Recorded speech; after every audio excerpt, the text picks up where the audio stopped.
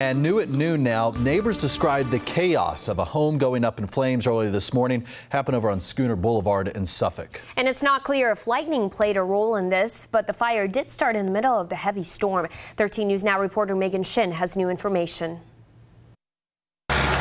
Suffolk firefighters started their Monday early and in the pouring rain, working to put out a house fire on Schooner Boulevard. By late morning, the flames were out, and investigators were trying to figure out how the fire started.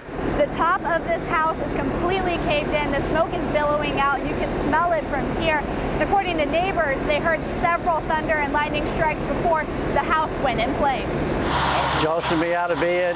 Dan Holland lives next door. Shouldn't happen to anybody, but that's Mother Nature. You can't tell what's going to happen there. Holland says the homeowners hadn't moved in yet, but they visited often. Good neighbor, best neighbor I ever had. It's a shock because that house has been sitting here a long time. Benny Winslow lives on the other side of the home.